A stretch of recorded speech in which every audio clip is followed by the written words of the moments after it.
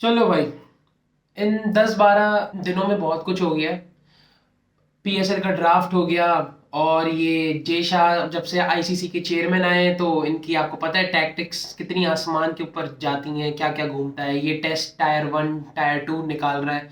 समझ नहीं आ रहा जय शाह चाहता क्या है, लेकिन at the end of the day Jay Shah Pakistan cricket team की बर्बादी ही चाहता है। तो हम सबको ऑलरेडी दिमागी तौर पे तैयार रहना चाहिए यहाँ पे कि अगर पाकिस्तान को ये किसी गलत जगह पे लेकर जाएगा या कोई इल्जामात इन पे लगाएगा तो तुम लोग समझ जाना कि जय शाह का दिमाग है। सही है। खैर, उसके अलावा ड्राफ्ट हुआ पीएसएल का जो कि निहायत ही बकवास था। टीम्स को यहाँ पे डिस्कस रखने की कोई ज़रूरत ही नहीं है, बिकॉज पूरी मैनेजमेंट ही बकवास थी इनकी। मतलब मुझे समझ नहीं आ रहा, इन लोगों का जो ड्राफ्ट का होस्ट था, वो नहीं, अनाउंसर नहीं, होस्ट, आई गेस सिकंदर भक्त नाम है उनका, सिगरेट पी रहे हैं। अरे वहां से अनाउंसर आपकी तरफ कैमरा दिखाना चाह रहा है, आप सिगरेट पी रहे हो। ये पाकिस्तान का cricket board, Pakistan cricket team, क्या है यार। मतलब बंदा इन लोगों के लिए अल्फाज भी कहां से पकड़ के लेके आए कि ये लोग आखिर किस दिन अपनी जॉबों को सीरियसली लेंगे। हमें देख के गुस्सा ही आ सकता है, बिकॉज सारी पावर्स तो इनके हाथ में है। हम बस मुंह से बोल सकते हैं, सुनना ना सुनना वो इनके ऊपर है। और मेरा नहीं ख्याल कि ये लोग जो है कोई मतलब बहुत ही हमें हमारी बातों को इतना सीरियसली लेते होंगे। बस टीम सिलेक्शन में थोड़ी सी हमारी सुन ली जाती है, उसके अलावा कुछ और होता नहीं है। खैर, ये सब तो दूर की बातें, इन सब के ऊपर बोलने का फायदा ही क्या, बिकॉज ये सब ऑलरेडी हो चुका है और बोल के भी कोई फायदा नहीं है। खैर, इस इन सब के बीच में पाकिस्तान वर्सेस वेस्ट इंडीज की टेस्ट सीरीज आ जाती है, जो कि आज से शुरू हो गई थी। और बहुत ही बेहतरीन पाकिस्तान का स्टार्ट, 16 पे 1, 20 पे 2, 26 पे 3 और ये 46 पे 4, कुछ इस तरह से ये लोग चले हैं। और बहुत ही बेहतरीन पाकिस्तान की बैटिंग हुई है। मतलब सीए का बल्ला इस चीज की इतनी यहाँ पे चर्चाएं हो रही थी, बिकॉज ड्रे निकल्स का तो नाम इन्होंने खराब किया हुआ था कि बाबर आजम की सेंचुरी क्यों नहीं हो पा रही है, बिकॉज ऑफ ड्रे निकल्स। अब वो बल्ला गया, सीए का आ गया, सेंचुरी तो अभी भी नहीं हो पा रही सर। मतलब 185 उसकी उसका रेट है, 185, 1,85,000 ये इसका रेट है। वहां पे इनके सन्स पागल हुए जा रहे हैं, उनको खरीदने में लगे हुए हैं कि हमें ये बल्ला दो, हमें ये बल्ला चाहिए। उधर बॉब्जी से रन नहीं हो रहे, उधर बॉब्जी से साउथ अफ्रीका में रन हो गए, बॉब्जी से पाकिस्तान में रन नहीं हो रहे। ये साइकिल आखिर कब तक खिंचेगी कि बाप की बॉब्जी से पाकिस्तान में रन नहीं हो रहे भाई। ये ना एक बहुत ही सीरियस इशू है, बिकॉज काफी लोगों को यहाँ पे सही से अभी तक पता चल नहीं पा रहा है। हालांकि पता नहीं क्यों नहीं पता चल पा रहा, बट स्टिल लोगों को पता नहीं चल पा रहा है कि सर आपसे अपने ही मुल्क में अपने ही होम ग्राउंड्स पे रन्स नहीं हो रहे। और ये एक बहुत बड़ी मुसीबत की बात है, बिकॉज साउथ अफ्रीका में तो रन हो रहे थे। पता नहीं यार, बस इसी तरह से ना, बस आप मेंटली तैयार रहो, बिकॉज पाकिस्तान अब जिस तरह से मैचेस को फंसा के फिर निकलता है ना, जैसे अभी सऊद शकील और रिजवान की बहुत अच्छी पार्टनरशिप आ गई, तो यही पाकिस्तान की टीम है। और मेरा नहीं ख्याल कि हम लोग कभी भी एक अलग टीम देख पाएंगे, चाहे कोई भी कैप्टन बन जाए। खैर, कैप्टनसी पे हम आते हैं। शान मसूद हमारे द वन एंड ओनली, जिन्होंने 145, शायद 145 140 रन साउथ अफ्रीका में स्कोर किए थे अपने दूसरे टेस्ट मैच की लास्ट इनिंग्स में, जहां पे अगर उनसे 50 या 100 नहीं आती, वैसे 100 आनी चाहिए थी, खैर वो आ गई, तो वो शायद फौरन सैक हो जाते वेस्ट इंडीज की टेस्ट सीरीज से पहले। क्योंकि पाकिस्तान की टीम में ऑलरेडी 3 प्लेयर्स हैं जो कि लाइन में लगे हुए हैं और उनको कैप्टन बनना ही बनना है। सबसे पहले तो अपने ये रिजू बॉय हो गए, बिकॉज उनको पता है उनको व्हाइट बॉल की कैप्टनसी मिल चुकी है, तो रेड बॉल की कोई इतनी दूर है नहीं, उनके बिल्कुल सामने है। रेड बॉल की कैप्टनसी उनके बिल्कुल सामने रखी हुई है। और दूसरे नंबर पे अपने आ जाते हैं सऊद शकील, जो कि ऑलरेडी वाइस कैप्टन है। तो मेरे ख्याल से असूलन तो यही होना चाहिए कि जो वाइस कैप्टन है उसी को रेस में होना चाहिए कैप्टन की, मतलब नेक्स्ट पोस्ट पे आने के लिए। मुझे पता नहीं, ये पीसीबी है, इधर कुछ भी हो सकता है। मतलब आज का मैच हार्डली 41 ओवर्स का हुआ है, इस पे भी ये लोग बता नहीं पा रहे सही से कि मैच कब स्टार्ट होगा और फॉग कैसी आई हुई है। तो यार ये पीसीबी है, सही है। तो और ये वही पीसीबी है जिन्होंने पीएसएल का ड्राफ्ट इतना निहायत गंदा होस्ट किया था। तो ये पीसीबी है, सही है। अच्छा, ड्राफ्ट के ऊपर एक खबर ये भी है कि ये लोग जो है ना वहां पे जाने वाले थे गवादर में। गवादर में ये लोग गए नहीं, और आखिरी सेकंड में पता नहीं कोई आई गेस बाग है, I don't know the name of the venue, मेरे ख्याल से कोई बाग था जो कि लाहौर में था, वहां पे इन्होंने ये इवेंट ऑर्गेनाइज किया। तो ये पीसीबी है। और थर्ड जो हमारा तीसरा बंदा है वो है हमारा सलमान अली आगा।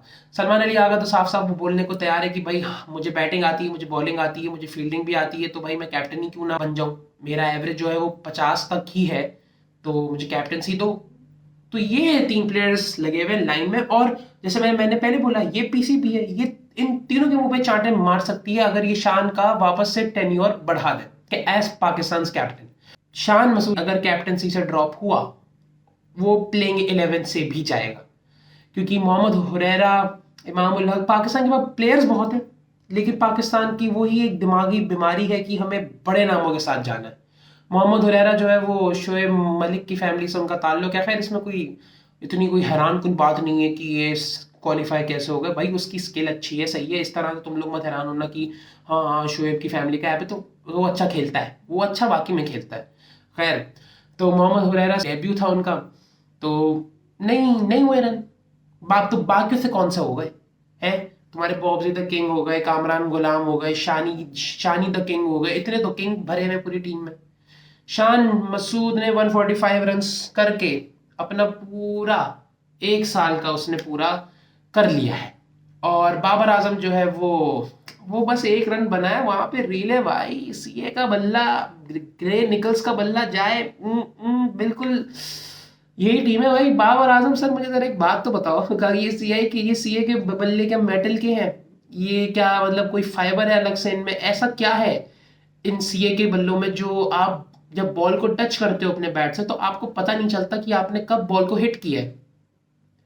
बाबर आजम जब आउट हुए थे, जेडन सील्स ने उनको आउट किया था, वो बहुत अच्छी बॉल थी। बॉल तो वाकई में बहुत अच्छी थी, देखो मैं कोई सार्केज्म लेके नहीं आ रहा, बॉल वाकई में बहुत अच्छी थी। बाबर आजम से एज लगी, चलो लग जाती है, सही है। ये क्या किया है ये रिव्यू खा के इन्होंने? मुझे जरा बताओ, इतनी बड़ी निक इसे पता नहीं चल सकी, हमारे बॉब्जी तक इनको पता नहीं चल सकी कि इतनी बड़ी निक निकली है, मैं आउट हूं इसका मतलब है। मतलब अब यहाँ लोग कहेंगे कि बाबर आजम की पैड से भी तो लग सकता है। अबे भाई साहब, साफ साफ पता चल जाता है बैट्समैन को कि उसने बॉल को टच करा है या नहीं। इनको एक रिव्यू भी खाना था, सऊद शकील से गुफ्तगुएं चल रही हैं। यार ये सेल्फिशनेस छोड़ दे मेरे भाई, तू तो अब कैप्टन भी नहीं है। किसके लिए रोक रहा है अपने आप को भाई? चलो माना आप जब कैप्टन थे आपके पास बहुत पावर थी और आपने बहुत फायदा उठाया उस पावर का, स्पेसिफिकली उस पावर का। अब क्यों नहीं हो रहा भाई? बाबर आजम भाई, बाबर आजम है इनका, कोई कोई जोड़ नहीं है, कोई तोड़ नहीं है। बस इनके फैंस आ जाएंगे आपके ऊपर, आपको इनबॉक्स में गालियां देंगे कि भाई तू कौन होता है, तेरी इस तरह की गालियां शुरू हो जाएंगी। बस at the end of the day freedom of speech का इंतकाल होता है यहाँ पे, बाकी सब चीजें रवा दवा रहती हैं। रिजवान सर के ऊपर हम आना चाहते हैं, बिकॉज रिजवान सर जो है ना, कभी कभी देखो जब उसकी बैटिंग हो रही होती है, मैं देख रहा होता हूँ ना, मुझे कभी कभी ऐसा लगता है कि ये क्या किया है इसने। लेकिन लेकिन जब उसकी बैटिंग हो रही होती है, जब वो उसकी बैटिंग चल रही होती है, एक फेज ऐसा भी आता है कि ये क्या किया है इसने। एक्सप्रेशंस में फर्क है। रिजवान सर, आज उसने जिस तरह से गैप फाइंडिंग करी है ना भाई साहब, ये कैसे किया इसने? लेकिन 3-4 बॉलों के बाद एक ऐसा गंदा शॉट आ जाएगा जिसपे आप लोग यही बोलोगे, ये कैसे किया इसने। ये है हमारे रीजू बॉय, इनकी मेंटालिटी। इनकी कभी कभी कुछ ऐसे प्यारे शॉट्स आते हैं कि मतलब Ricky Ponting, vintage Brian Lara, Don Bradman, ये सब दिमाग में आ जाते हैं कि यार ये लोग यहाँ पे इस तरह से हमें उनके शॉट्स देखने को मिल रहे हैं रिजवान की सूरत में। और फिर अचानक से out of the blue moon बिल्कुल खत्म नासिर जमशेद, और कौन पाकिस्तान के फ्लॉप बैट्समैन है जितने भी हैं, खैर ऐसे प्लेयर्स आ जाते हैं सामने। यार ये क्या किया इसने, ये कैसे खेला इसने? हालांकि नासिर जमशेद अच्छा प्लेयर था, लेकिन आखिरी वक्तों में खराब हो गया था, तो समझो। रिजवान सर की बैटिंग ऐसी होती है। और मैं तो भाई, मेरी तो आंखें फट गई कि ये हुआ क्या है यहाँ पे। क्योंकि 46 पे 4 आउट और आप ही ने टॉस जीता और आपने बैटिंग ली और आप खुद ही फैल गए। वो जेडन सील्स, उसको तो मैं जानता हूँ, वो बॉलर वाकई में बहुत अच्छा है। उसके अलावा वेस्ट इंडीज की टीम में और है कौन? वो गुडकेश मोटी, चलो सही है, उसको भी हम जानते हैं। और कौन है? अरे इनके लड़के डेवलप हो रहे हैं, शुक्र करो शमार जोसेफ नहीं खेल रहा जिसने ऑस्ट्रेलिया में गैबा में बैंड बजा दी थी, ऑस्ट्रेलिया की 6 विकेट्स ले गया था वो, तकरीबन शायद 11 विकेट्स पूरे मैच में ली थी उसने। तो भाई वेस्ट इंडीज की team is full of surprises. लेकिन वेस्ट इंडीज की टीम जो है ना इस तरह की भी नहीं है कि आप बिल्कुल कोने पे लग जाओ। और अभी सऊद शकील और रिजवान जो है दोनों की 50 हुई हुई है, दोनों ने अच्छी पार्टनरशिप एक पाकिस्तान के लिए रख दी है, जो कि बहुत अच्छी चीज है। लेकिन मुझे पता है कि अगर कल टाइम पे स्टार्ट हुआ, बिकॉज पंजाब में फॉग बहुत है, इतनी फॉग है कि कोई सामने से एक दूसरे को देख भी नहीं सकता। खैर भाई छोड़ो, मैं सिंध वाला बंदा हूँ, मुझे इतना फॉग से लेना देना नहीं है। खैर भाई, अगर कल फॉग नहीं होती, पाकिस्तान अगर पूरा दिन पाकिस्तान की बैटिंग रहती है, तो ये दोनों तो जल्दी आउट हो जाएंगे मेरे ख्याल से। पाकिस्तान का यहाँ स्कोर 300 के आसपास होना चाहिए। यार मैंने एक्सपेक्टेशन लगा ली है, मैं नहीं लगा रहा कोई expectation at the end of the day. मैं बस ये चाहता हूँ कि भाई ये टेस्ट सीरीज वाइट वॉश करके जाओ। आखिरी सीरीज है WTC से पहले, थोड़ी सी इज्जत कमा लो और निकलो।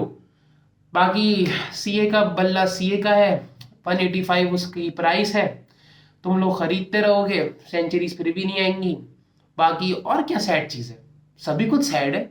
इधर स्टेडियम बन के नहीं दे रहे हमारे, मतलब इंडिया जैसा बड़ा बोझ हमने अपने सर से उतारा ही था, स्टेडियम का आ गया कि भाई स्टेडियम रेडी नहीं हुए हुए। अभी ये कल परसों कोई खबर भी आ रही है कि अगर अगर पाकिस्तान ने 25 जनवरी जो कि डेडलाइन है वहां से अगर पहले उन्होंने स्टेडियम्स प्रिपेयर करके नहीं दिए आईसीसी को, 1200 करोड़ रुपए वापस करने का यहाँ पे कहा जा रहा है। भाई वो पैसे नहीं आने अब, वो पैसे अब नहीं आने, वो पैसे लग गए। और अगर जो बचे हैं वो हमारे टॉप, बिल्कुल टॉप के लोगों की जेबों में गए, तो भाई वो पैसे वापस नहीं आने।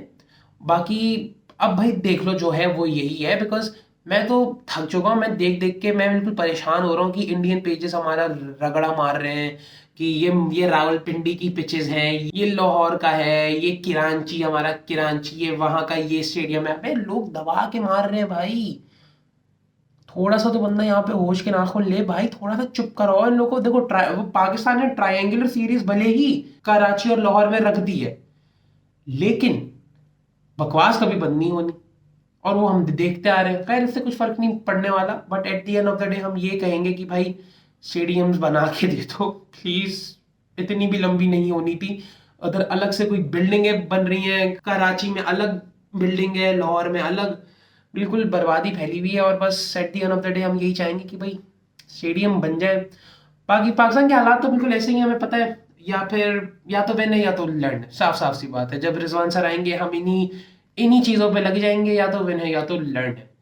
और लर्न आखिर में हम जैसे लोगों का ही होता है।